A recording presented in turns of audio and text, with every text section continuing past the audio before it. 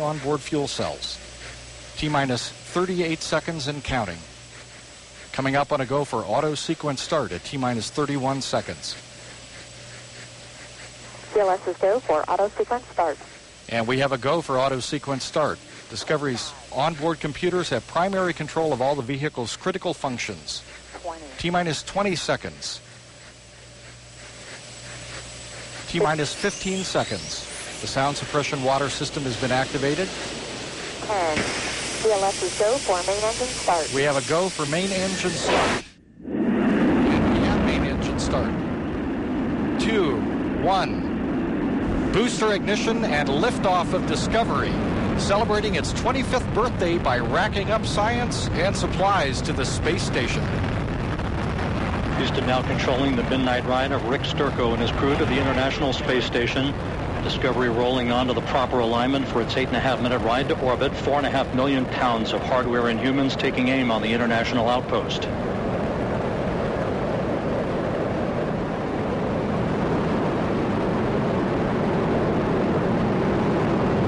Seconds into the flight. The 3 liquid fuel main engines soon will throttle back to 72% of rated performance down in the bucket, reducing the stress on the shuttle as it goes transonic. Discovery 3.5 miles in altitude, 4 miles downrange from the Kennedy Space Center.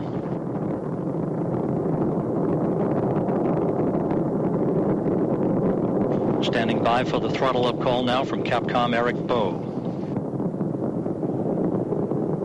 Discovery. Copy, go ahead, throttle up. The throttle up call acknowledged by Commander Rick Sturckow, joined on the flight deck by pilot Kevin Ford, flight engineer Jose Hernandez, and Pat Forrester. Seated down on the middeck are Danny Olivas, Christopher Fugelsang of the European Space Agency, and Nicole Stott, hitching a ride for 3 months on the International Space Station. 1 minute, 30 seconds into the flight. All of Discovery's systems performing normally. 17 miles in altitude, 18 miles downrange from the Kennedy Space Center.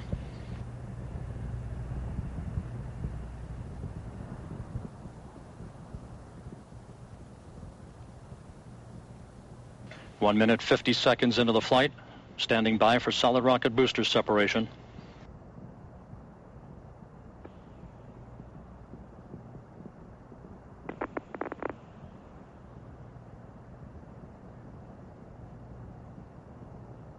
Booster officer confirms staging a good solid rocket booster separation. Guidance now converging. The onboard computers steering the shuttle for its precise path to the International Space Station.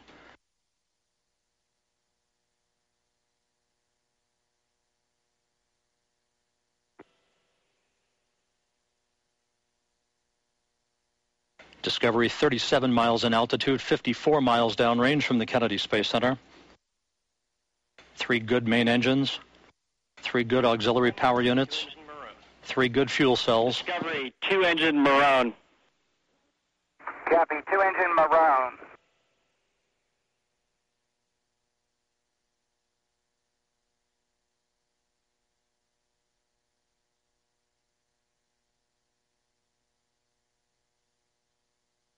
Three minutes into the flight.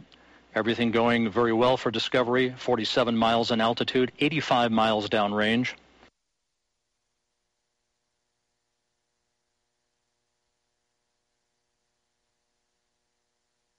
The orbital maneuvering system engines ignited, Discovery kicking on the afterburners for 1 minute 52 seconds, assisting the shuttle and its crew on their climb to orbit. Discovery flying on the singular power of its 3 liquid fuel main engines, draining 0.5 ton of fuel per second from the shuttle's large fuel tank.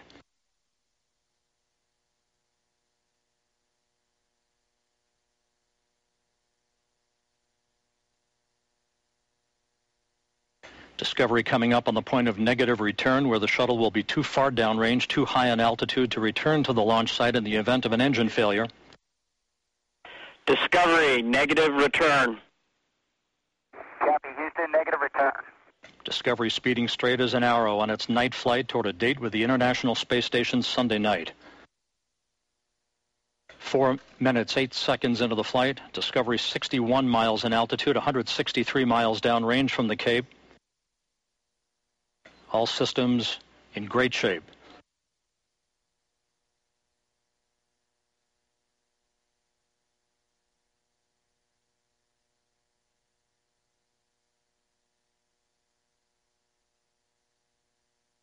More than halfway toward its preliminary orbit, Discovery's engines, fuel cells, and auxiliary power units performing as advertised. Discovery now 212 miles downrange from the Kennedy Space Center.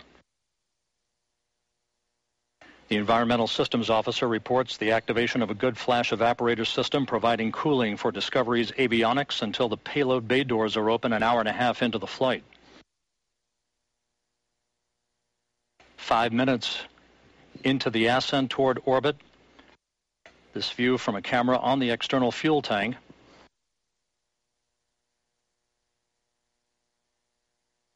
Discovery, press to ATO, select ISTRIS. Press to ATO will select ISTRIS. That call from Capcom Eric Bowe indicating that Discovery can make minimal abort-to-orbit targets in the event of an engine failure. However, all three main engines continue to perform perfectly.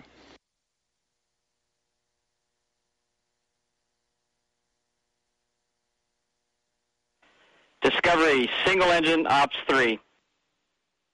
Copy, single engine, Ops 3. Discovery now 336 miles downrange from the Kennedy Space Center, coming up on the 6-minute mark into the flight. The guidance officer and mission control confirming that Discovery's computers have commanded the main engines to swivel again, enabling the shuttle to roll to a heads-up position above the fuel tank, gaining more favorable communications through the tracking and data relay satellite system as it heads uphill. Single engine ISTRIS 104. Discovery, roger. And Discovery, press to MECO. Roger, press to MECO. That call from Capcom Eric Bowe indicating that Discovery can make normal main engine cutoff targets in the event of an engine failure. However, 6.5 minutes into the flight, all three main engines performing normally. Discovery now 466 miles downrange from the Kennedy Space Center. Less than 2 minutes of powered flight remaining.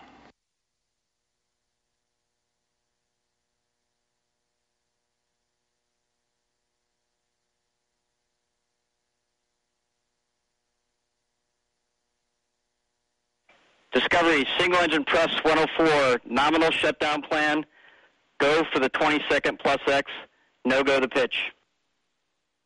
Discovery, copy all, 20-second plus X, no go to pitch.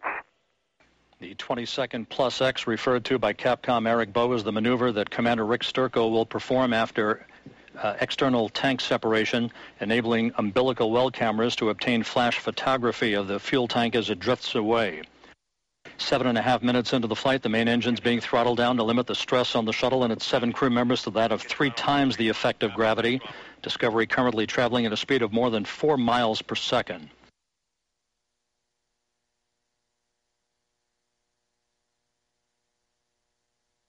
Discovery and its crew 700 miles downrange from the Kennedy Space Center. 40 seconds of powered flight remaining.